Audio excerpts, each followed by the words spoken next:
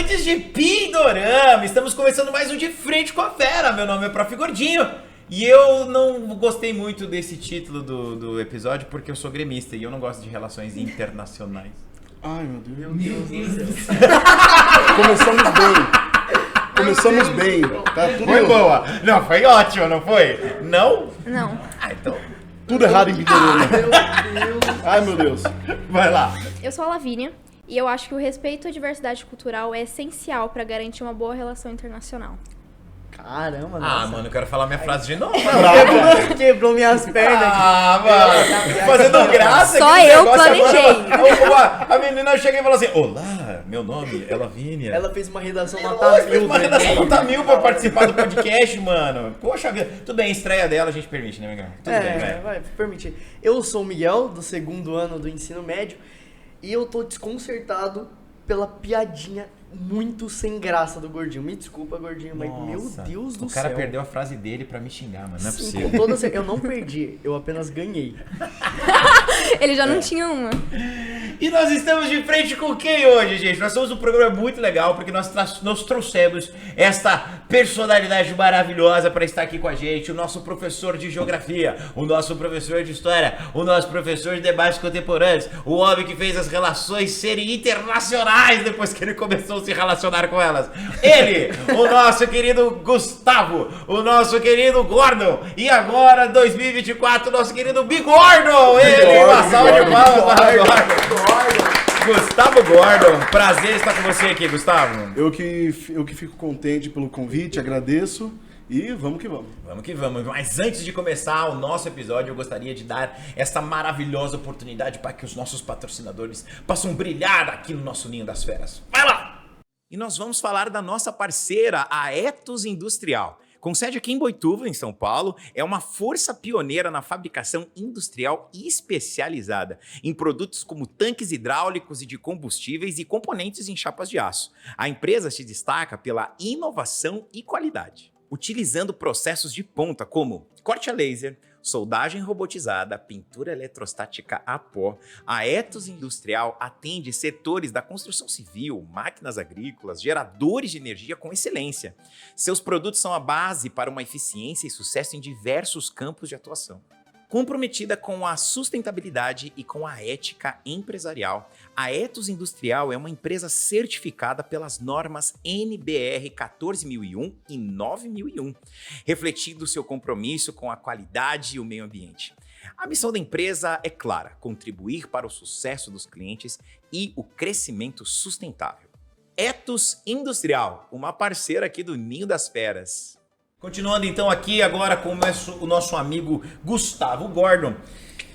Como nós começamos a dizer para todos os nossos telespectadores, que o tema de hoje é relações internacionais e seus impactos na dinâmica mundial. Gente, isso é muito chique. Afinal de contas, né, nós temos aqui o nosso querido Gordon, que é formado em relações internacionais e ele trabalha nos debates contemporâneos, né, para dar uma contextualização para você, sobre todo esse universo que muitas vezes a gente pensa ser parece ser vizinhos, uma coisa que dá para se resolver numa boa, e de repente a gente percebe o quão complexo é toda essa política internacional que envolve os países e conversando o que pode, o que não pode, o que você é persona que agora não pode mais, agora não pode viajar, não grata, o que Sim. é amigo, o que é embaixada. Eu acho isso muito importante para que os nossos, né, ouvintes possam estar sabendo disso, e nada melhor do que trazer um excelente profissional para isso, né, gente? Então, pra gente começar, eu queria perguntar para você, Gordon, quais são os impactos de não buscar aprender sobre situações de geopolítica em qualquer aspecto geográfico, curiosidade e assim, o que traz de nocividade não ter acesso a esse conhecimento? O impacto de você não saber sobre as atualidades, né? Eu digo que no final das contas informação é poder.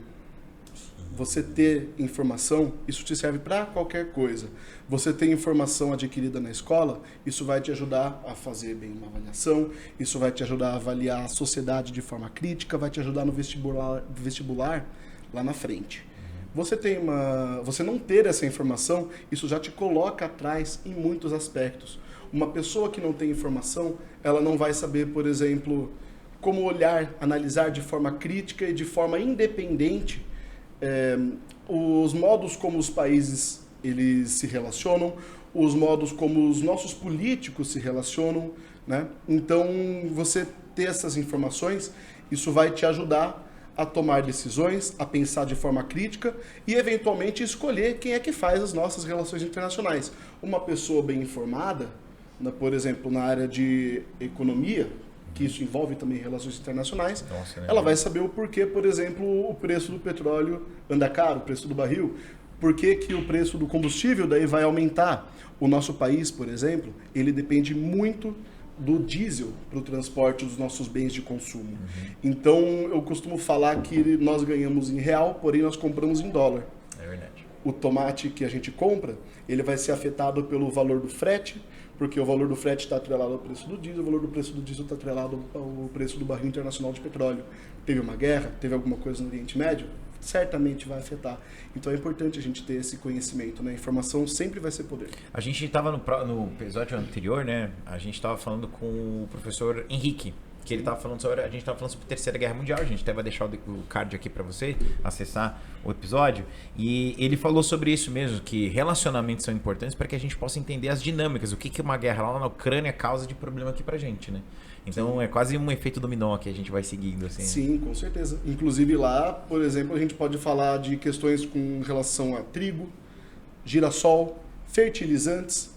A gente trouxe também a Camila, outro aqui, card que a gente vai deixar sobre fertilizante. Lembra que ela falou sobre fertilizante? Exatamente essa coisa sobre fertilizante. Tipo, ela falou que o projeto dela de doutorado explodiu agora com a guerra da Ucrânia, a tese de doutorado dela seria o Brasil ser independente em fertilizante. Fósforo, uma coisa que você... Fósforo é um dos componentes.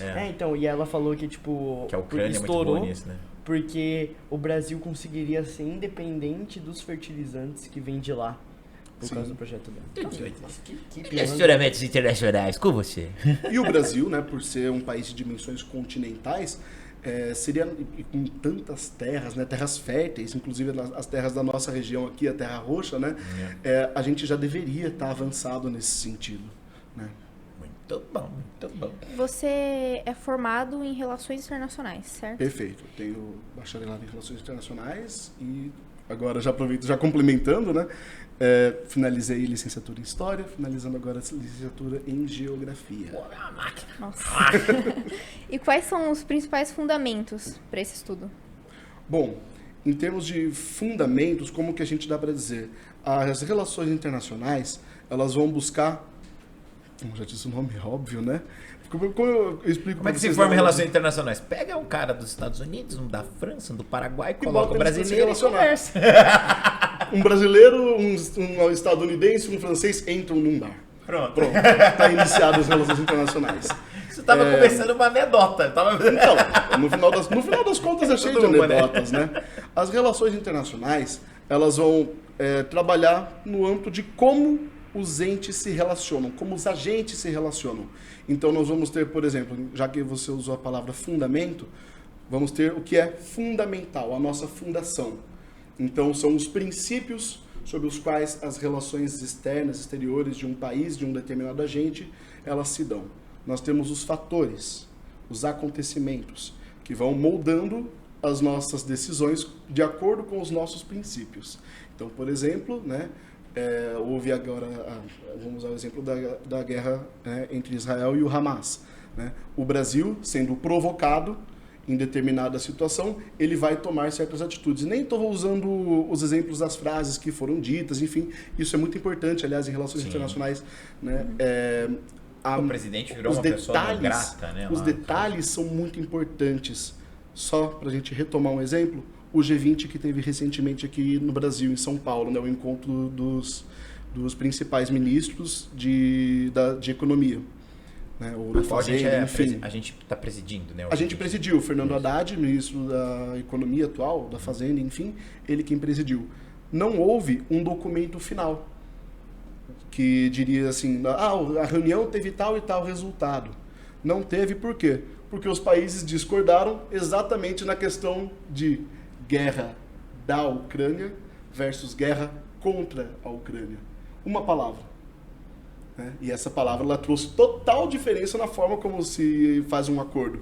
Porque essa reunião ela definiria em conjunto. Então, nesse conjunto, a gente vai ter Rússia. De que lado você está? A gente vai ter Rússia, que vai ser contra, vai ter os Estados Unidos, que é antagônico, né? Então, todos esses detalhes eles contribuem. Então, além dos fundamentos, os princípios sobre o qual um país, um agente se determina, há os fatores, né? E também os próprios agentes. Então, nesses agentes a gente vai ter os políticos, né? Partidos políticos, os estados-nações, as organizações eclesiásticas religiosas. A Santa Sé é muito importante nesse sentido também. Sim, sim. Ainda que seja simbólico, é importantíssimo. É importantíssimo, né? Afinal de contas, boa parte dos conflitos que nós temos hoje são de caráter étnico-religioso. E, enfim, organizações internacionais também, privadas e não privadas, multinacionais, empresas multinacionais são um agente internacional nesse sentido, porque os interesses delas ajudam a definir os rumos das relações internacionais. E aí a gente vai ter diversas escolas, que eu não vou entrar em detalhes aqui, mas essas escolas elas baseiam os estudos das relações internacionais. E, inclusive, das mais recentes, nós temos até o ponto de vista ambiental das relações internacionais, inclusive o ponto de vista feminista das relações internacionais. Como a mulher ela vai se inserir nesse mundo que sempre foi, enfim, né, influenciado por questões machistas. E agora com a mulher tendo um maior direito, tendo e a gente no mês poderes, agora da mulher. Tá na hora da gente começar a pensar o mundo com as mulheres tendo um papel ativo nesse sentido. Então, tá vendo, há uma miríade aí de coisas que a gente pode estudar nas relações internacionais. A gravação desse podcast está sendo, né, no Dia das Mulheres. Exatamente. Né? Exatamente. Mas assim, Gordon, você falou dessa questão do G20 que teve e que uma palavra discordou ali e definiu todo um processo, certo? Uhum. O Luan, esses dias ele estava dando aula, Beijo, né? Luan. Beijo, Luan, o nosso professor de geografia, ele estava dando uma aula explicando um pouquinho sobre a ONU. E ele disse sobre aquela questão do Conselho de Segurança, que 5 países têm o poder do voto de veto. Sim. Certo? E eu liguei muito com isso e eu fiquei pensando, pra você, assim, que é formado em relações internacionais, você acha que a ONU, ela unicamente preza pelo bem, assim, a cooperação mundial, ou ela é influenciada agora? Polêmica. Voltamos agora. Polêmica. Na verdade, a ONU é uma questão um tanto polêmica hoje, mas isso daí eu já trago para minha visão, tá? A minha visão enquanto estudante de relações internacionais. Nós somos eternos estudantes, né? No final das contas estamos em constante processo de aprendizado. Especialmente no que tange ao Conselho de Segurança, eu acredito que ele é um pouco defasado. Por quê? Ele foi Polido esse moço, né? Antiquado, ruim. Brincadeira. Mas vamos lá. O Conselho de Segurança, ele foi formado num contexto, e a própria ONU, ela foi formada num contexto de final da Segunda Guerra, certo? O mundo era um. Nós tínhamos 2 potências principais, né? O ordenamento bipolar entre União Soviética e Estados Unidos, principalmente. E depois nós tivemos os movimentos dos países não alinhados, enfim. Quem ditava as regras de segurança no mundo, né, era quem tinha o poder, e vamos falar, né, o poder da bomba, digamos assim. Né? Porque, incrivelmente, os 5 que tem veto é porque tem bomba, né? Então, Paquistão hoje tem bomba, Índia tem bomba, inclusive Índia tem o que a gente chama da tríade nuclear. Israel tem bomba, né? Israel tem bomba, há uma política de opacidade. Eles não admitem que tem, nem negam que tem. Mas eles, na prática, para todos os efeitos, têm bomba. Coreia do Norte, o ordenamento hoje do mundo é outro. Essa tríade nuclear que eu citei da Índia é uma coisa que, por exemplo, França não vai ter. De capacidade de lançamento de armamentos nucleares.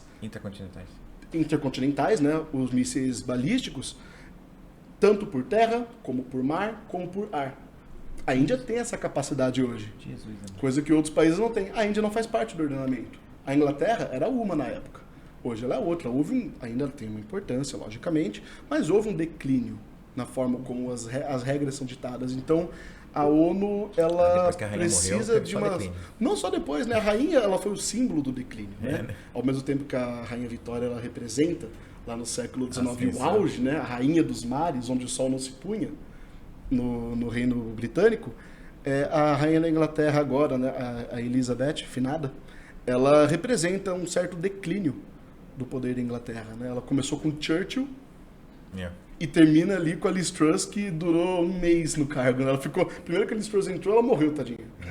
Aí ele ficou mais 3 semanas e, enfim, já caiu. Representa um certo declínio num contexto de Brexit, num contexto que está indo... Isso desgastou demais ele. Desgastou demais, num contexto que vai de encontro. Quando eu falo vai de encontro, é, né, contra, não ao encontro de.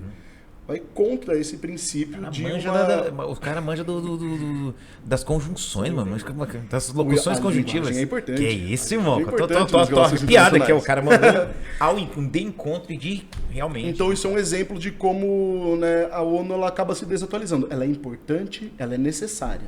Porém, é tão necessário quanto a existência dela que haja uma reforma para que ela possa continuar existindo e continuar contribuindo para o bem, para a paz, enfim, que era o princípio dela, né? E acabou um pouco se perdendo. Nem vou falar da questão desse poder de veto dos Estados Unidos, que hoje, por exemplo, muita coisa não avança porque todo mundo vota a favor. Aí vai lá. A guerra de Israel foi isso que aconteceu. Exatamente. E Então, tem acontecido, né? É Repentinamente. o que o Luan, ele tava comentando, ele mostrou até um gráfico que é tipo quando os Estados Unidos e a Rússia se anulam. Porque quando um vai pra sim, o outro vai pra não. Quando um vai pra não, o outro vai pra... Então, Perfeito. tipo, eles ficam se anulando. E o gráfico é, tipo, perfeitinho. As guerras que, tipo, os Estados Unidos, ele vai ter algum tipo de benefício, a Rússia veta. Quando a Rússia vai ter algum, os Estados Unidos veta. Sim. E aí o Luan falou, né? Ele falou que, tipo, tem toda uma questão que os 5 países... Eu não sei se eu tô falando certo. Foi o que ele falou ali, né? Não, Que era vamos lá. da, tipo, vitória da Segunda Guerra. São 5 países que ganharam a Segunda Guerra, né? São os 5 acho que aliados, dá pra gente dizer que sim. Quem são eles? É separou China, assim. Rússia Não, e Estados Unidos? Rússia, Estados Unidos, França, China e Alemanha, Inglaterra. Reino Unido, Inglaterra. Reino Unido e a China. A Alemanha, no caso, na época, ela Eu acabou falei sendo Alemanha dividida, sem né? querer, eu falei, França, Inglaterra, China, Rússia e Estados Unidos. Sim, É isso. sim. É. Hoje nós temos outros países com armamentos nucleares. Hoje nós temos outro ordenamento, né? O risco de guerra nuclear já não é como era, por exemplo, nos anos 60, naquele auge da Guerra Fria. Embora haja riscos, logicamente, né? Hoje a gente vê, o próprio Henrique estava falando com a gente na vez passada, hoje a gente vê os próprios países já desacelerando seus investimentos em armamentos extremamente sofisticados, porque, tipo, hoje a gente... Vamos conversar, né? Fica, né? Sim. Só soltando porrada de todo mundo. Na Os verdade, Estados Unidos mesmo está aposentando o F-22 Raptor deles lá, porque, tipo, não tem ninguém para usar um negócio tão caro, né? Um avião muito, muito caro, muito... Até né? costumo brincar que as armas nucleares, elas acabam sendo um objeto para a paz. Porque o que acontece? É igual aqueles desenhos que a gente tinha, né, do pica-pau. Um levanta uma pistola, o outro levanta Só um ameaça, revólver, né? e aí o outro vai erguendo a arma, daí ergue um canhão do bolso, não sei o que lá, daí alguém coloca uma arma nuclear na mesa. Eu, opa, peraí, calma lá, vamos Vamos sentar. conversar. Vamos conversar, Vamos que trocar isso, uma ideia, que amigo. isso. Vamos trocar uma ideia, não é assim. Né? E graças a Deus, depois de 45, né, com as bombas de Hiroshima e Nagasaki, nós nunca mais utilizamos armas nucleares num contexto beligerante de ataque. A gente usou muito como testes, como forma de marcar território, de mostrar poder, de demonstrar uma ameaça, mas não de efetivar essa ameaça na forma de um ataque real. Um ator de biquíni que tá até hoje lá. Até porque, né, Sim. tipo... Bob Esponja. Aquela... Como que é o nome mesmo daquela bomba russa hoje? Tsar bomba. É, A Tsar bomba, na verdade, ela foi utilizada, na verdade, na metade da sua capacidade. então... Não, é Porque isso que eles eu ia tinham falar. Eu ia medo falar, de- tipo... de queimar a De atmosfera. dar ruim. Né? Ainda Dá ruim. bem... Vai que a gente queima a atmosfera toda. Ainda bem que só usaram ali, tipo, não que foi bom que usaram, mas que a última vez usada foi em 45, ali em Hiroshima e Nagasaki. Porque Sim. nem se compara o poder da bomba que foi lançada lá com o poder de toda Tsar. Não, Não tem bem como menos, comparar, assim. Não. E essa questão do ONU, é a parte assim que eu mais gosto de falar, então eu vou ficar bem nesse, eu vou tentar puxar um pouquinho até Nessa nesse temática. tema. Só um pouquinho mais. Senão o gordinho vai bater em mim.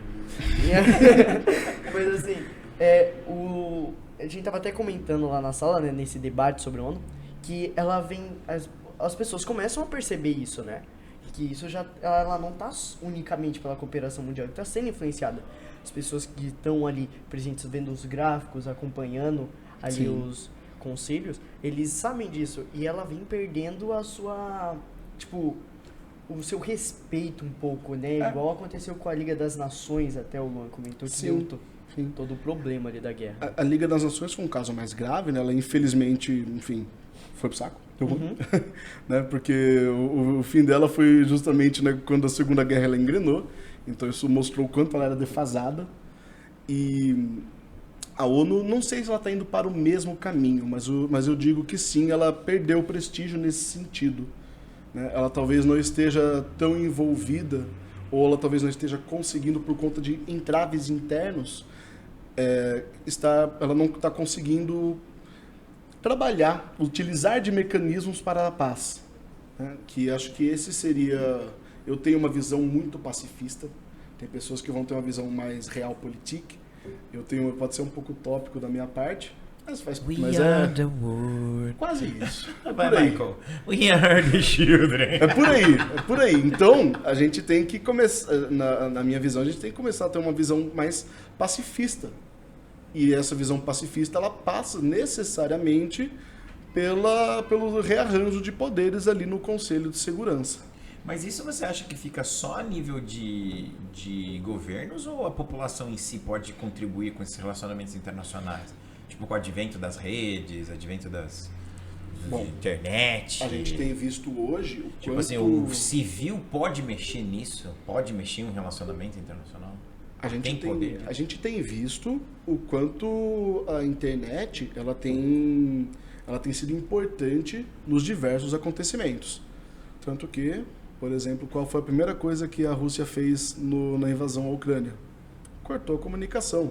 Hoje, boa parte da Ucrânia ela depende unicamente da Starlink, que é uma empresa do Elon Musk. Olha aí, um agente privado interferindo diretamente através do Pentágono no auxílio à Ucrânia. E quando a gente fala da internet, vamos, por exemplo, voltar no contexto da Primavera Árabe, onde nós tivemos uma mudança gigantesca no paradigma ali do Oriente Médio. Isso se deu como? Através do advento das redes, que tinha de lives, né, na Praça Tahrir, ali no centro do Cairo, na capital do Egito. E também foi o quê? A internet mostrando para o mundo, né, a informação ela corre muito mais rápido do que corria em 45. Sim. E a pressão popular. Então, eu, Gustavo, chegar lá e falar, não vai soltar bomba não. Beleza, cara, valeu. Só eu... Senta lá, Gustavo. Era o jazz, né? Talvez não é da época de vocês, mas vocês têm que ter assistido, pelo amor de Deus. Né? O Maluco no Pedaço. Era o jazz sendo jogado pela porta, assim. O tio Phil jogando o jazz pela porta. Era basicamente isso. Você não vai conseguir mudar através de uma atitude de uma única pessoa. Porém, a pressão popular, ela muda governos, ela faz revoluções, ela exerce pressão sobre determinado tipo de governo. Então, conforme essa pressão ela vai se ampliando, certamente existe possibilidade, é um pouco estranho, mas certamente existe a possibilidade de que, sim, possa haver mudanças. Que doideira. É fácil? Não é, mas não é impossível. E mudando um pouco de assunto, Perfeito. com a globalização, muitas informações foram espalhadas. Então, a relação mundial cresceu muito rapidamente. Sim. E hoje em dia, com as redes sociais, você acha que elas influenciam positivamente ou negativamente nas relações internacionais? Elas têm influência. Se é positivo Seja ou se é positivo ou negativo. depende do interesse de quem está por trás dessa pressão que está sendo feita. Né? Hoje nós temos o advento aí das inteligências artificiais. A inteligência artificial ela pode muito bem moldar a opinião de determinado grupo político em algum país sobre o que está acontecendo no mundo. Não, deepfake aí. Deepfake Pode deepfake. destruir um político, gente. Deepfake pode destruir um Eu político. fico doido com esses negócios de inteligência artificial agora, que é sua voz não é mais sua, seu rosto não é mais seu, os caras conseguem fazer vídeo. Então, Esses dias eu vi o vídeo lá do Celso Russomano, me assustei, cara. Me assustei porque, tipo assim, É o muito cara real, coloca o Celso Russomano falando dos celulares e tal, não sei o que tal. E daí o cara fala assim, ó, e aí, o que vocês acharam? Aí os caras falam assim, nossa, parece até mentira que o Celso Russomano tá fazendo isso. Ele falou assim, porque esse vídeo foi todo feito em computador. E você fala assim, não, Você cara, viu? é o Celso Russomano, filho, para com isso. Você viu que fizeram uma propaganda com a Elis Regina? Sim. Tipo, com ela, tipo, a voz dela ali, perfeito. Isso é assustador. Você tá Ela a pessoa de canta volta como à nossos vida. pais. É. Nossos pais. Inclusive a Assustador. música, Porque vamos só... Ficou uma polêmica ali, porque a marca que encomendou o comercial, eles colocam de uma forma positiva, digamos assim, a música como nossos pais. E Que ela ela não tá é, cantando. né? Ela não Isso, é, não. ela não é, né? A gente falou isso nos debates geracionais. Né? Minha Ainda dor é somos os perceber. mesmos. Minha E dor é vivemos. perceber que apesar de termos feito tudo o que fizemos, ainda somos os mesmos e vivemos como os nossos pais. Ela fala tipo, que a gente vive preso ali naquele ciclo, né? A gente não Sim. sai. Não, E eles é um utilizam ali no mimetismo sentido de uma, eterno, né, de uma cara? evolução. O carro que era antigo. A gente critica tanto, mas não consegue sair do lugar, assim. A gente Sim. falou isso no primeiro ano, hoje falando, tipo, o que a gente é parecido com os nossos pais. E daí a galera, eu sou parecido com isso. Sim. Mas, retornando, de fato, as redes sociais ela tem o poder de influenciar. Se isso é bom ou se é ruim, vai depender das intenções por trás de determinado grupo impulsionando aquela notícia, aquela opinião, né? E também quem vai divulgar, o algoritmo é muito importante. Olha aí a questão privada interferindo em questões de Estado. Aí, não, viu? O algoritmo. O algoritmo, ele vai interpretar, passa qual tipo de notícia. Isso pode interferir. E com o deepfake que vocês falaram, pode acabar prejudicando muitos políticos, né? Mas será que com o deepfake, alguns políticos que realmente fazem algo de errado podem... Esse erro pode ser anulado por agora ter muito deepfake e os políticos estão sendo muito... Cautelosos, você diz? Não Foi consigo tipo o que expressar aconteceu muito bem. com o Trump, dele utilizar as fake news pra ganhar as coisas? Eu acho que eu não sei se eu entendi exatamente, mas eu entendi uma forma do político fazer isso. Se safar, tipo assim, ele eu tava comendo pizza, mas foi ele que matou o outro lá. tipo, né? Não, fazer existem- tipo, um deepfake dele mesmo, e aí depois ele pode desmentir, tipo, não, gente, isso aí é obviamente um deepfake. Então, o que ele realmente tinha feito, ele cria um entendi. deepfake pra fugir disso. Era Ele faz isso, uma ele ia falar deepfake outra da coisa. fake do fake. É, tipo isso. Tipo, ele fala assim, não, cara, ele foi lá, fez, mas aí ele conta pra todo mundo que é um deepfake. Mas na verdade era ele que tinha Isso. feito mesmo. O que eu penso... Tem um filme que fala sobre isso, do Tom Cruise, que é o Eu não me recordo. Minority Report, a nova lei, que ele tem 3 gêmeos lá que prevêem futuro. E daí eles fizeram uma polícia do futuro, então eles prendem as pessoas antes de acontecer. Só que daí o que acontece? O líder lá do... Perigoso. Perigoso. Então, no caso assim, então eles conseguiram fazer uma polícia que combate crimes que ainda não aconteceram. Só que como aqueles são meio que profetas, eles sabem que aconteceu, entendeu? Então ele vai lá, prende o cara antes, e daí o que acontece? Eles zeram homicídios. Só que olha que loucura. O líder desse experimento, ele na verdade conseguiu burlar o sistema. Porque ele conseguiu ver o que os dois... Ele contratou uma pessoa para matar aquela pessoa.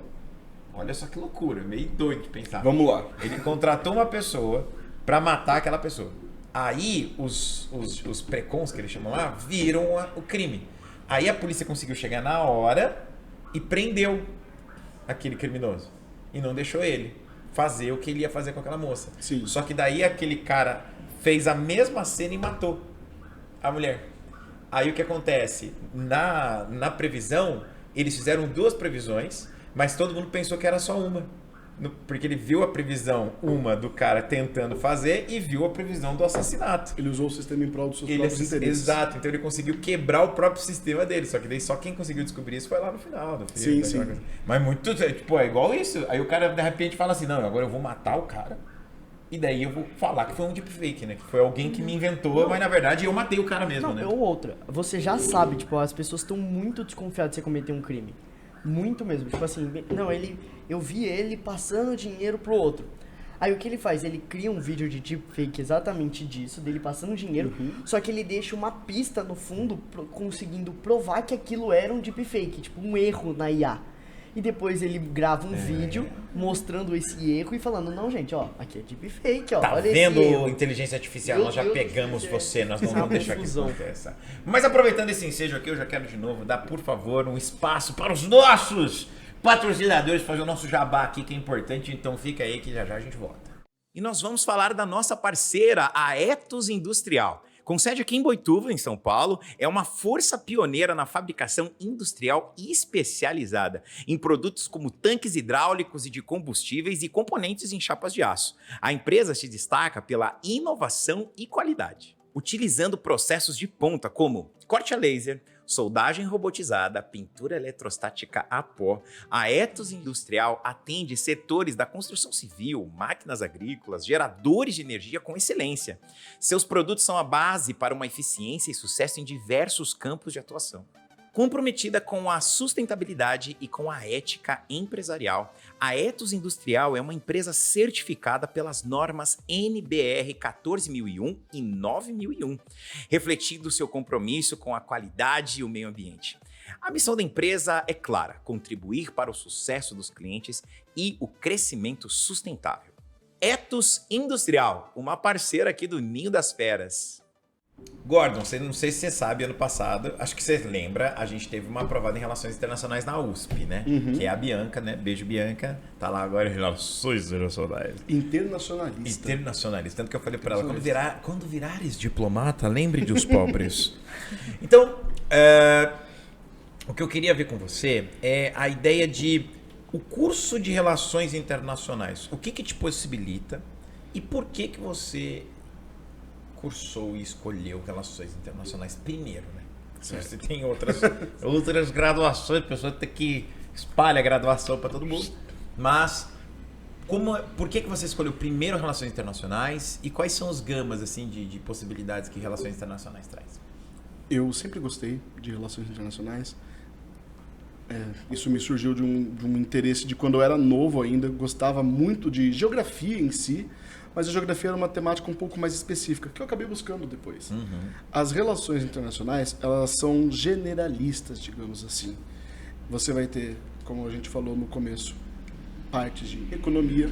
Você vai ter estatística, por exemplo, em relações internacionais. Faz sentido, né? Aulas de português, você vai ter aulas de história, as aulas, claro, de geografia, de geopolítica. Então, era um tema que acaba sendo muito generalista. Direito, porque você vai trabalhar direito público internacional, direito privado internacional. Até ocorreu um caso engraçado esses dias do cara. É engraçado porque tá todo mundo bem, ninguém se feriu. Mas o cara tava na cidade de Chuí, no Uruguai.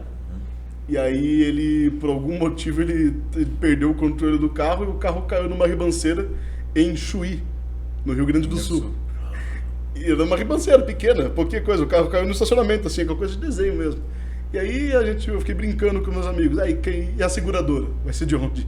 Como que vai fazer? Então, assim, claro, essa é uma brincadeira, mas são diversas questões que acabam sendo trabalhadas nas relações internacionais. Então, eu sempre gostei desse tema, sempre achei uma coisa que me chama a atenção desde criança, eu gosto disso.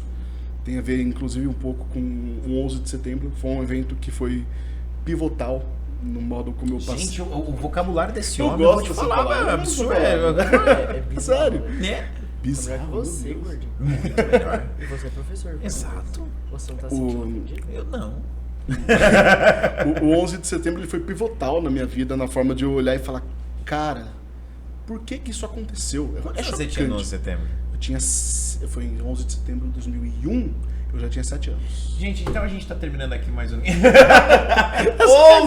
É sério, eu fiquei maluco. Gente, eu tava no segundo médio. Eu fiquei maluco quando eu vi aquilo. E eu lembro que eu comecei a guardar revista. Eu falei, mãe, por favor, compra todas as revistas que você achar na banca sobre. E aí até aproveito para agradecer, mandar um beijo, dona Raquel, te amo. Beijo, dona Raquel. Mamãe. Mamãe E ela foi uma pessoa que me estimulou muito a leitura. Ela comprou todas as revistas, de fato eu tenho elas até hoje. E aí eu comecei a entender o porquê que isso aconteceu. Por que o cara resolveu do nada pegar aviões e jogar contra prédios? E aí a gente começa a perceber, o World Trade Center, ele era um símbolo do poderio econômico. Pentágono, um símbolo do poderio militar, uma vez que é a sede de todas as forças armadas. E aí tinha como prováveis alvos, né, Casa Branca e Capitólio, que eram os símbolos políticos dos Estados Unidos. Por que Estados Unidos? E a gente começa a olhar a história. E aí a gente começa, enfim, a perceber diversos aspectos, inclusive o fato de que Bin Laden, enquanto Mujahideen, um lutador islâmico, ele lutou A favor, né? pelo Afeganistão, Sim. com, enfim, há histórias, né, boatos, que há treinamento da própria CIA contra os soviéticos. Então a gente Filme do percebe Rambo. que a história ela é dinâmica e ela vai mudando É o filme do conforme... Rambo 3, né? Oi? O filme do Rambo 3 é É isso, né? um dos Rambos, É o, eu não lembro agora. o Rambo 3 é o Afeganistão ajudado pelo Rambo vencer os soviéticos.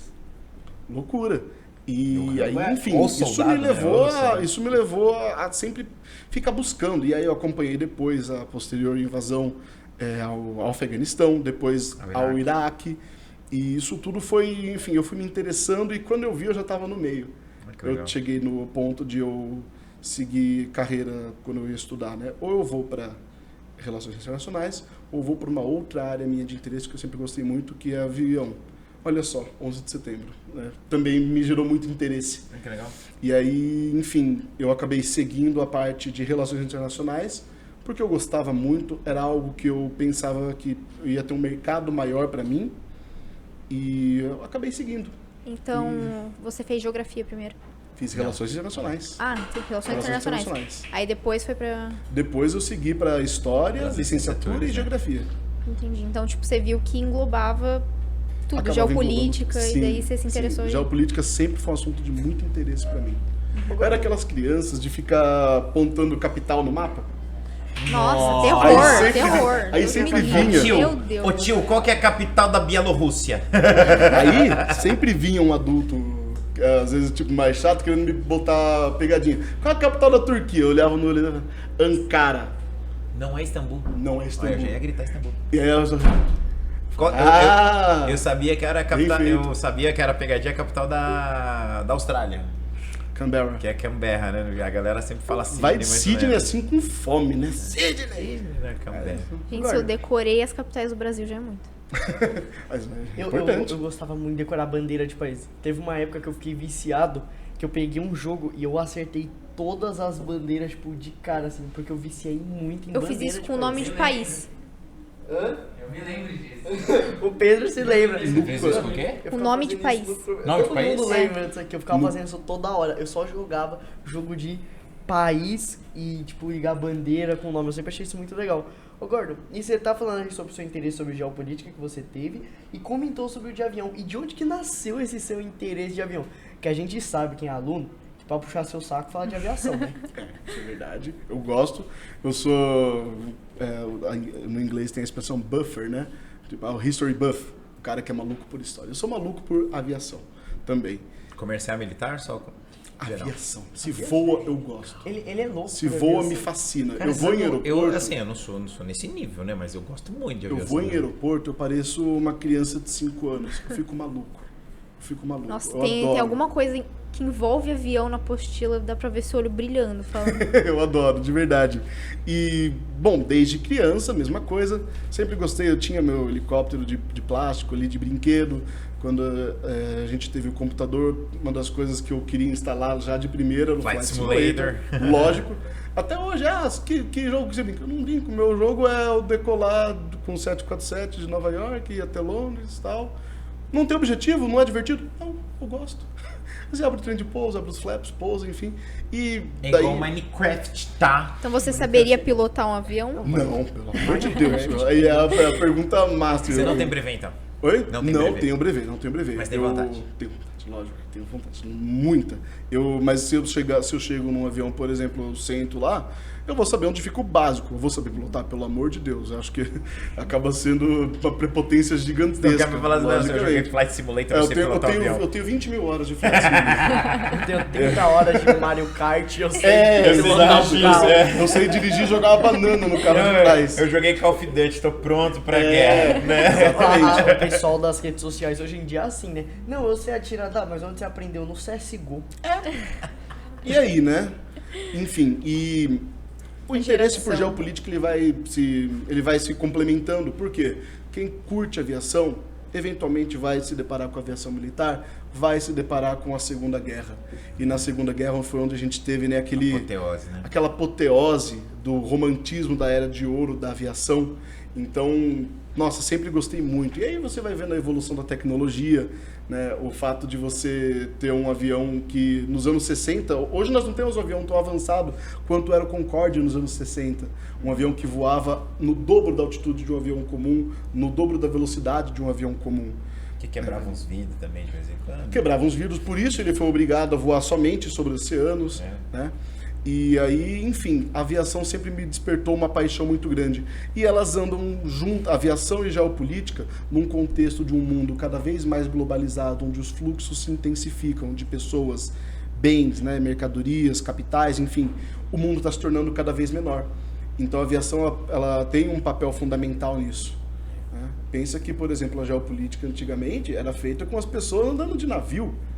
Eu já falei para vocês nas aulas de globalização. Quando a Rainha Elizabeth tinha um naviozinho dela lá que ela gostava pra caramba, né? Quando, eu não lembro o nome desse navio, é um iate real. É um iate mas real. Como um símbolo de poderio eles utilizam. Quando Hong Kong deixa de ser de posse britânica em 97 e passa a ser chinesa, a cerimônia, ela não foi a cerimônia, como o fato de ter uma pessoa ou outra, assim como as palavras, isso faz diferença. Isso demonstra o tanto de importância que você dá para aquilo. A rainha não foi na época o príncipe Charles. E ele foi, logicamente, de avião, mas ele ficou hospedado no iate real, ancorado no porto. Como uma forma de, digamos assim, um desdém, mas eu estou aqui com o meu navio. Inclusive como uma forma simbólica de como o Reino Unido um dia foi a potência dos mares. E nesse contexto de mundo cada vez mais globalizado, quando eu falei do Lincoln, quando ele morreu, a notícia demorou cerca de 13 dias para chegar na Europa. Hoje as coisas acontecem na velocidade literalmente da luz, uma vez que a fibra ótica funciona dessa forma. O World Trade Center em 5 minutos, a gente filmou ao vivo o segundo Quem batendo. estava dentro do World Trade Center talvez não teve a exata noção do que aconteceu da forma como a gente viu. Porque eles não viram o que aconteceu. A gente viu o segundo batendo. A gente viu o segundo batendo. Então assim, chegou, bateu, meu Deus, o que aconteceu? Começaram a ligar e foi 8 minutos de diferença um do outro. De repente, a gente filmou o segundo batendo. Gente, eu não sei se exatamente foi hoje ou ontem, mas faleceu o Akira Toriyama, né? Sim. O mangaka de... Na madrugada, se não me engano. E como que como, né, quem não vive um mundo globalizado pensou que um brasileiro, tipo eu, que sempre gostei muito de mangá, de desenho, ia sentir a morte de um cara que desenha no Japão, sabe? É que a gente tá falando do criador dos Não, anime top, né, mano? Não, mas mesmo assim, é um mangaka, né? Porque não foi só ele que produziu o anime, né? O anime que veio mais pra gente, mas o criador do desenho chegou na gente com a notícia da morte dele assim. E aí eu quero aproveitar esse gancho involuntário para falar de como funciona, por exemplo, uma questão do soft power, que é como um país se destaca nas relações internacionais, na comunidade internacional, através daquilo que ele produz de soft, mais suave, digamos assim. E os mangás japoneses, os doramas, né, ali na Coreia, enfim, o K-pop, a pizza na Itália, ou o nosso samba, Rio de Janeiro, Hollywood. tudo isso tem a ver com Hollywood. Perfeito. Isso é uma ferramenta de soft power, uma ferramenta de fazer propaganda, né? Em contraste, nós temos o hard power, o tamanho do nosso território, o 5º país do mundo que tem extensão territorial, o exército dos Estados Unidos, né? As forças armadas em qualquer lugar do mundo, né? O próprio Japão como uma forma de impor a sua tecnologia, né? Então tudo isso acaba tendo influência, incluindo a morte dele sendo importante para você, porque ele era dos estúdios Ghibli ou não? Era outra... Não, se eu não me engano, não. Ele não era dos estúdios Ghibli. Não, mas de fato, tanto ele como, enfim, o pessoal dos estúdios Ghibli, né? Isso é uma forma de você, de demonstrar o quanto isso acaba involuntariamente sendo um agente internacional. Como todo mundo, no final das contas, exerce um certo papel, né? Ainda que não seja direto, influente, mas ele exerce um papel nas relações internacionais. Somos todos conectados de uma forma ou de outra. Tem como... Nessa comunidade global que a gente vive aí, nessa aldeiazinha, todos somos conectados de uma forma ou de outra. E o que te motivou a se tornar um professor? Porque você fez diversos cursos, né? 3 no caso. Relações Internacionais, Geografia e História. Abusado. O que te motivou a se tornar um professor de Geografia? Dentro do mercado assim, de relações internacionais, você tem diversos aspectos que você pode seguir. Trabalhar nas próprias multinacionais, o pináculo do curso é você buscar o curso do Rio Branco, que seria a pós, e ir para o Itamaraty, trabalhar diretamente nas relações exteriores brasileiras. E você pode, por exemplo, ser professor, ensinar. Eu sempre gostei muito dessa questão de falar com as pessoas. Essa história de se falar das capitais quando eu era pequeno, eu gostava de falar de curiosidades úteis ou inúteis, mas sempre gostei de curiosidade. Ficar falando, qual que é a velocidade no metrô? Cara, por algum motivo eu sei. Não me pergunte como. A velocidade depende do lugar que você tá também, né? Mas enfim, são essas coisas meio bobas. Gente, então eu sempre não sei gostei. velocidade. A coisa vai funda. Depende. Mas vamos lá, por exemplo, você vai ter lugares que você vai ter o metrô a 60 ou a 70 por hora. Trem, na CPTM lá em São Paulo, você vai ter trens a 90, a 100 por hora. É alta velocidade para você estar no meio de uma região metropolitana. Isso sem contar a própria tecnologia que nós temos hoje dos trens bala, né? Que, enfim, vamos ver se isso vai ser implementado no Brasil. Tomara que sim, porque isso também é algo importante para a nossa integração nacional, né? Da forma como a gente vai também se impor lá fora. A gente tem que trabalhar o nosso interno se a gente quer se destacar no nosso externo. Enfim, eu acabo divagando. Você percebe que eu acabo indo longe. Mas percebe-se que você lê, né? Você se eu gosto, eu informa. busco Tá aí o informações. vocabulário aí. Eu gosto, Erudito, sempre li você. muito, enfim. E aí tem a Ikigai, que chama aquele termo japonês, que acho que ele se traduz como razão de ser, que seria no que as suas habilidades, o que o mundo precisa, sua missão e o que você pode ser pago para fazer. E... Eu hoje isso. Mas enfim, É que eu falei do conceito de Ikigai nas aulas de lengua. Ah, é? Não, foi tipo umas 4 semanas com musiquinha relaxante, luz Nossa apagada e Senhora. escrevendo. Metade da sala chorando. Isso é importante, porque no final das contas eu tive o privilégio, eu posso falar, eu sou uma pessoa privilegiada, graças a Deus. Em casa nunca faltou nada. A gente sempre teve condições de, ainda que com bolsa, estudar em escolas particulares. Tive o privilégio de estudar numa escola de sistema anglo durante o meu ensino fundamental e médio também. Então eu tive o privilégio de estudar num lugar legal, de ter acesso a informações, de ter acesso às coisas num país que é muito desigual. E isso sempre me doeu. Eu sempre via assim, sabe, o tanto de coisas que a gente vê, parece demagogia, mas não é. A gente vê um país muito desigual. Eu tive a oportunidade, aproveito para falar também, de conhecer outros lugares, conhecer outros países. Estive em trabalhos, missões humanitárias, 2 vezes no país da Índia, e eu chegando lá, a gente vê um universo completamente diferente do nosso. Nessa época eu já fazia relações internacionais. Foi no período das férias. E aí, estando lá, a gente vê uma realidade diferente, a gente percebe que, poxa vida, eu tive acesso a tanta coisa, eu preciso retribuir de alguma forma. Então, eu busquei isso como uma missão. Não foi fácil, porque também a realidade, ela se impõe, né? A realidade brasileira era de impasse. Eu me formei em 2018.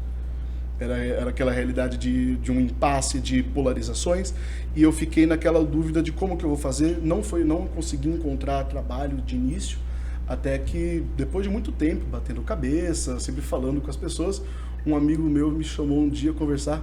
Gordon, cara, o que você tá fazendo que você não foi ser professor ainda, cara? E me deu uma bronca, e eu fiquei, cara, é verdade, eu preciso, né? Eu simplesmente não me via, e todo trabalho tem sua dignidade, mas eu não me via na mesa de um escritório. Isso era meu.